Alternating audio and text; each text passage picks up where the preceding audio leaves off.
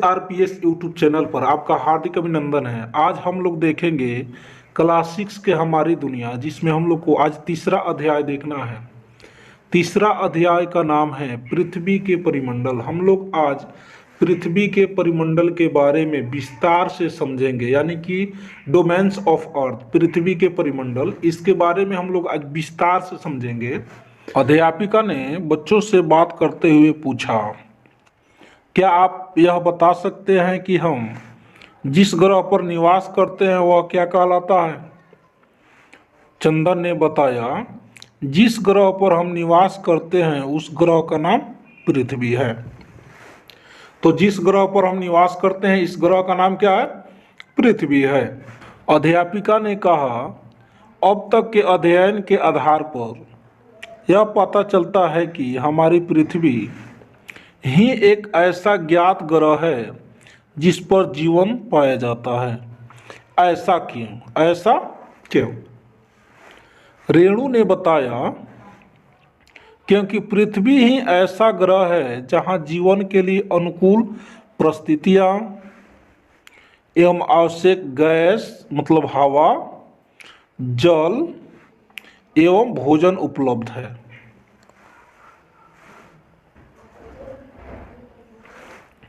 अध्यापिका ने कहा, भोजन और पानी के बगैर हम कुछ समय तक जीवित रह सकते हैं, लेकिन हवा के बिना तो हम कुछ पल भी जीवित नहीं रह सकते।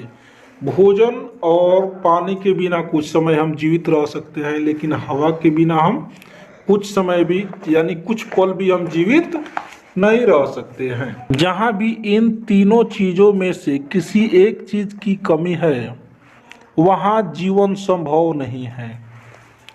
चंद्रमा और अन्य ग्रहों पर हवा और पानी नहीं है, इसलिए वहाँ जीवन संभव नहीं है। इन तीन चीज़ों की उपस्थिति के कारण ही हमारी पृथ्वी पर जीवन पाया जाता है। इसलिए पृथ्वी सभी ग्रहों में अद्वितीय है। सभी ग्रहों में इकलौता एक ऐसा ग्रह पृथ्वी है जिस पर जीवन पाया जाता है। अब हम लोग पृथ्वी के परिमंडल को 4 भागों में बांटा गया है। एक को कहते जलमंडल यानी हाइड्रोस्फीयर, दूसरा कहते हैं स्थल मंडल लिथोस्फीयर, और एक को कहते हैं वायुमंडल एटमॉस्फेयर, और एक को कहते हैं जैवमंडल बायोस्फीयर। चलिए तो एक के बारे में हम लोग आज विस्तार से समझेंगे, जिसमें सबसे पहले हम लोग को देखना है जलमंडल। हाइड्रोस्फीयर के बारे में हम लोग को सबसे पहले आज देखना है। एक बार चंदन, विकास, ललन, रेणु और अशोक अपनी अध्यापिका के साथ नाव में बैठकर गंगा नदी की सैर के लिए निकले। उसमें उन्होंने कुछ जीवों को देखा।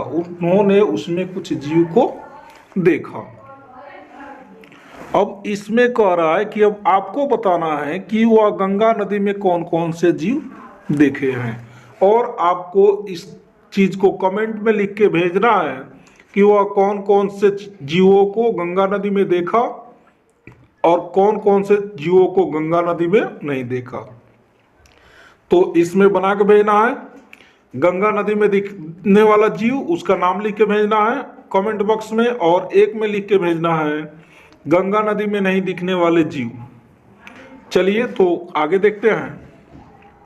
रेणु ने कहा, मुझे एक पौधा दिखाई दे रहा है। विकास ने पूछा, पानी में पौधा कैसे नजर आएगा?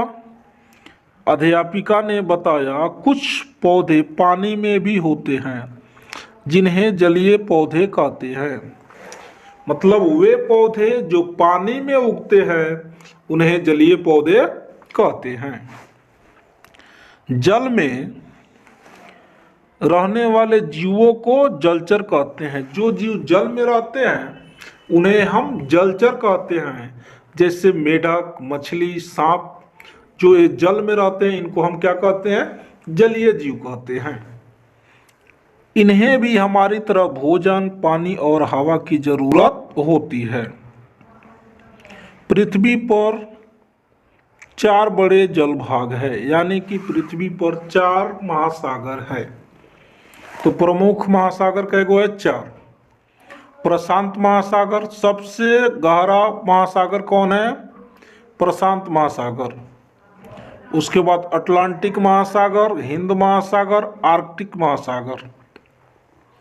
कह रहा है कि संसार के चित्र में इन महासागरों की स्थिति को देखें, तो मानचित्र के हिसाब से आप इसे देख सकते हैं। है कि अध्यापिका ने कहा, हम अभी नदी की सैर कर रहे हैं, बताओ पृथ्वी पर और कौन कौन से जल भाग पाए जाते हैं? रेणु बोली, मेरे घर के पास एक तालाब है। ललन बोला, मैं आहार में नहाता हूँ। अशोक बोला, मेरे मामा सागर किनारे मछली पकड़ते हैं। चंदन बोला, कल मैंने अखबार में समुद्री तूफान के बारे में पढ़ा था। अध्यापिका बोली, बिल्कुल सही। तालाब, आहार, झील, सागर, महासागर इत्यादि पृथ्वी पर जल के विभिन्न भाग हैं। सम्मिलित रूप से इन्हें जलमंडल कहते हैं। पृथ्वी पर सभी जल भागों को मिलाकर के जो इसका सम्मिलित रूप है उसे जलमंडल कहते हैं। ये पृथ्वी के लगभग 71% भाग को घेरे हुए हैं। पृथ्वी के कितने भाग को घिरा हुआ है? 71%। केवल 29% भाग ही पृथ्वी का उभार है, जो कई द्वीपों में बटा हुआ है, महाद्वीपों में बटा हुआ है। वर्ष 1984 में जब राकेश शर्मा अंतरिक्ष की यात्रा पर थे, तब उस समय भारत की तत्कालीन प्रधानमंत्री इंदिरा गांधी ने उनसे फोन पर पूछा था कि आपको अंतरिक्ष से पृथ्वी कैसी दिखाई दे रही है? तब राकेश शर्मा ने कहा, नीली। वास्तव में अंतरिक्ष से देखने पर हमारी पृथ्वी का रंग नीला दिखता है, इसलिए पृथ्वी को नीला ग्रह कहते हैं। पृथ्वी को कौन सा ग्रह कहते हैं? नीला ग्रह कहते हैं, क्योंकि ऊपर से देखने पर पृथ्वी कैसी दिखाई देती है? नीली, क्योंकि 29% भाग ही भूमि है, बाकी सब जल है, इसीलिए नीला दिखाई देता है। और राकेश शर्मा 1984 में जब अंतरिक्ष की यात्रा कर रहे थे, तो 3 तारीख से लेके 11 तारीख तक अप्रैल में ये ऊपर अंतरिक्ष में मजा करते रहे। नाव घाट से एरोनॉटिक्स क्लब तक की पदयात्रा। अब जहां नाव का घाट है वहां से ये लोग उतर करके पैदल चल रहा है। कहां तक? एरोनॉटिक्स, यानी कि जहां से हवाई जहाज उड़ता है वहां अब ये लोग को जाना है। यहाँ से अध्यापिका 5 बच्चों को पैदल ही एरोनॉटिक्स क्लब, यानी कि वह स्थान जहां से गुब्बारा, हवाई जहाज एवं हेलीकॉप्टर की उड़ान संचालित होती है, उसी को एरोनॉटिक्स बोलते हैं, वहां ले गई। मैडम जी ने अब एरोनॉटिक्स स्थल पर ले गई। रास्ते में अध्यापिका ने बच्चों से पूछा, आपको यहाँ कौन कौन से जीव दिखाई दे रहे हैं? चंदन ने बताया, गाय, बकरी, कुत्ता, भैंस। ललन ने कहा, अरे हम भी तो है। ललन ने कहा, अरे हम भी तो है। मयंक ने कहा, यहाँ कई तरह के पेड़, छोटे पौधे और झाड़ियाँ भी दिखाई दे रही है। अध्यापिका ने कहा, इन्हें भी हमारी तरह जीने के लिए भोजन, पानी और हवा की आवश्यकता होती है। चलिए बताओ, ये तीनों चीजें प्राकृतिक में कहाँ से मिलती है?